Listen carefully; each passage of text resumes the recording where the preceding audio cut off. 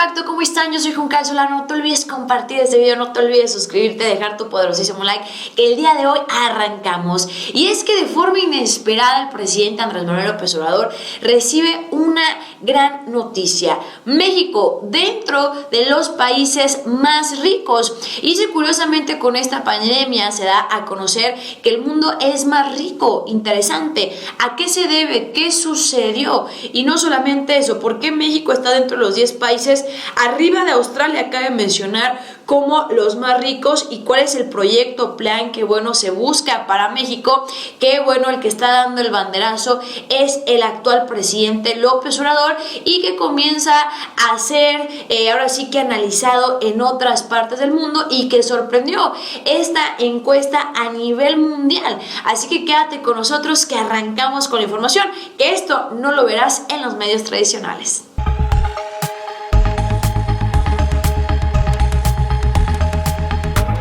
Muchas gracias, Juncal. Y así es, queridos amigos de Mente Impacto, este es su canal de noticias. Yo soy Andrés Pelos y por más extraña que suene el título de esta nota, pues el mundo es más rico que nunca y México sí se encuentra en el top 10. Esto no es ninguna casualidad y después de una pandemia fuertísimamente hablando en un tema médico y mucho más en pospandemia hablando económicamente, pues la cuarta transformación de Andrés Manuel López Obrador como presidente de México después de ya 3 años en el poder empieza a rendir frutos y a hablar de manera internacional, consolidándose evidentemente aquí en el territorio nacional y dando a qué hablar con México, poniéndolo en alto incluso en el top 10.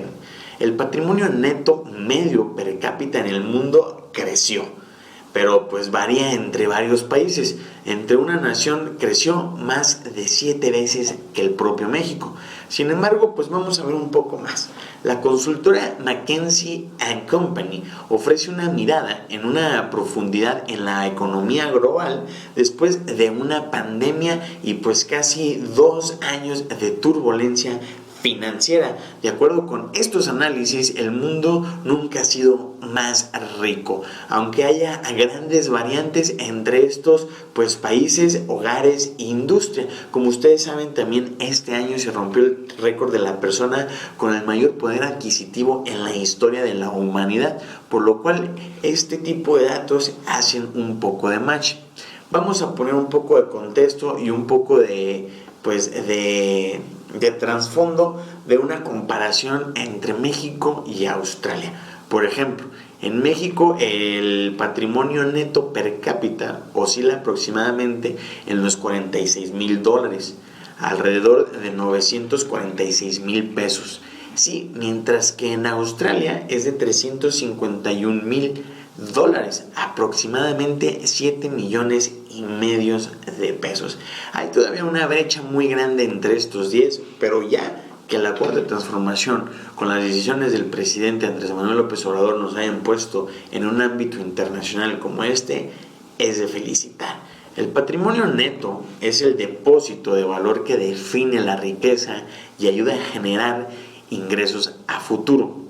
Es lo que queda después de la deducción de todos los activos y los pasivos financieros, por lo tanto equivale al valor de los activos reales no financieros. ¿Por qué damos este contexto? Bueno, más adelante lo vamos a tocar. Mientras tanto, pues me gustaría que veamos el análisis que nos regala esta compañía, donde indica que el 60% de la riqueza global se encuentra solamente en 9 países, en los cuales está incluido México. Iniciando obviamente por China y Estados Unidos, ya Estados Unidos en un segundo lugar, hablamos de 120 millones contra 50, una diferencia pues más del doble. Esto considerando que China actualmente ya es el mayor productor del mundo. Estados Unidos evidentemente pues se quedó rezagado, como lo manejó el presidente Andrés Manuel López Obrador. El crecimiento de China en los últimos 30 años ha sido exponencial.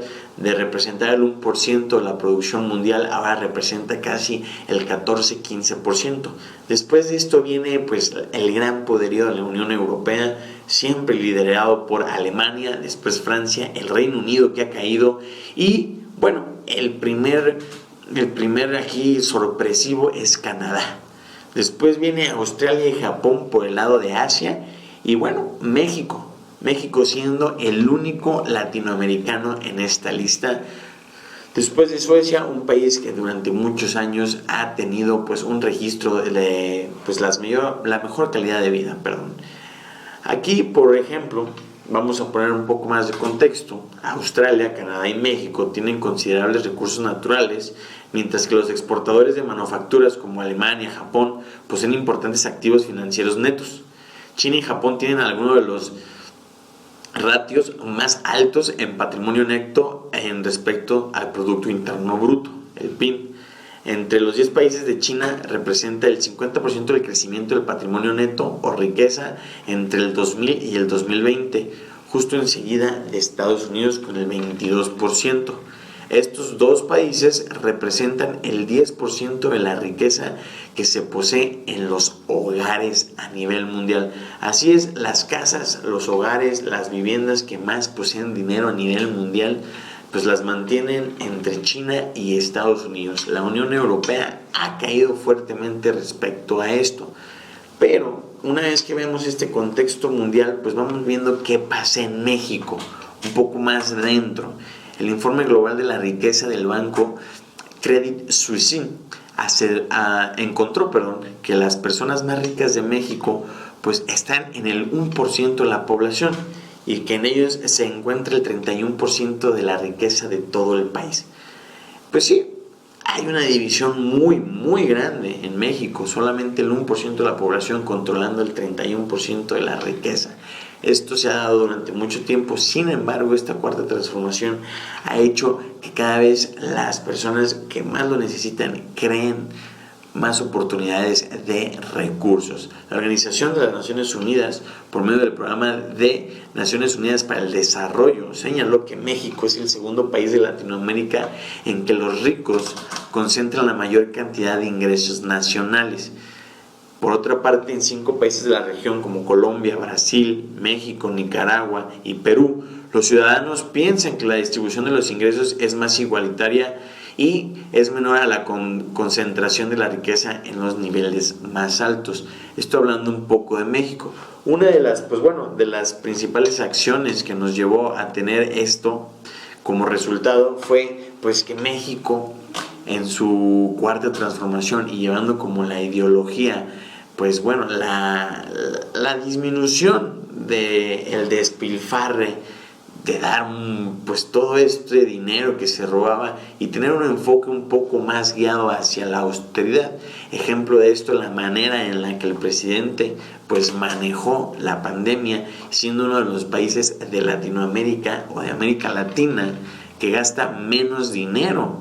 Sí, México sugirió el camino de la austeridad fiscal durante la pandemia del 2019, un camino que ni siquiera el Fondo Monetario Internacional pues recomendó, a diferencia de lo que hizo al desatarse la crisis financiera en el 2008, pues en esta vez se demostró a favor del endeudamiento en los gobiernos frente a la recesión. Así es, el Fondo Monetario Internacional le recomendaba a los países que gastaran su Producto Interno Bruto. Para el declive de la actividad económica en aumento y la pobreza en México, pues se le sugirió que un apoyo fiscal temporal a corto plazo que recomendaba gastar entre el 2 al 3.5 del Producto Interno Bruto. El director del departamento del Fondo Monetario Internacional dijo que un aumento en el gasto fiscal obviamente hubiese beneficiado a la población y hubiera evitado que las empresas medianas se fueran a la quiebra. Esto fue lo que se sugirió de manera internacional con el neoliberalismo como pensamiento principal. Sin embargo, el gobierno de Andrés Manuel López Obrador decidió mantener el cinturón apretado y gastó el 0.7% del PIB en medidas de estímulo fiscal, la cifra más baja en todos los países latinoamericanos.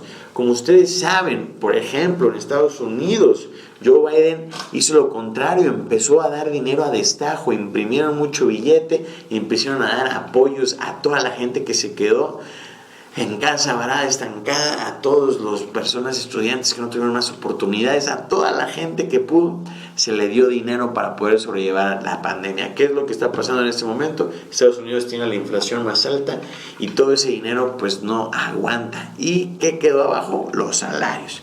La política del gobierno hace unas semanas argumentó que en comparación con otras economías de América Latina, México tendrá una posición macroeconómica y fiscal mucho más fuerte cuando termine la crisis, gracias a la decisión de no contar con la deuda adicional y generar más aumento. También se señala pues que bueno, esto no lo hace porque Estados Unidos obviamente tiene tasas cercanas al 0%, siendo que México tiene una tasa pagada del 4.25% por sus préstamos. Una pues estrategia que da frutos, porque pues una de estas noticias a comparación del resto del continente es que el salario mínimo en México pues va a tener un aumento aproximado del 22% para el siguiente año. Así es, de tener aproximadamente 141 pesos y 70 centavos va a incrementar a 172 pesos con 87 pesos diario, mientras que en la frontera de 213 a 260. Esto pues representa que pues el salario mínimo generado en la zona libre de la frontera norte llegará a cubrir aproximadamente el 112% de la línea de bienestar familiar, mientras que en el resto del país el 74%. Esto lo dio a conocer el Consejo Coordinador Empresarial, lo que va obviamente a beneficiar al sector obrero, patronal y el gobierno federal, pues generaron un conjunto de oportunidades para que pues el salario mínimo incrementara. Una de las cuantas pues buenas acciones que está dando esta cuarta transformación en México. Queridos amigos, me gustaría que nos dejaran sus comentarios, qué opinan después de 3 años, después de presentar estas pues buenas noticias para el país de México. De donde quiera que nos estén viendo, déjenos sus comentarios. Yo soy su amigo Pelos, espero que este video haya sido informativo y de su agrado. No olviden suscribirse, regalarnos un clic en la campanita y un like que mucho nos ayuda en las redes sociales. Nos vemos hasta la próxima con mucho más noticias de impacto.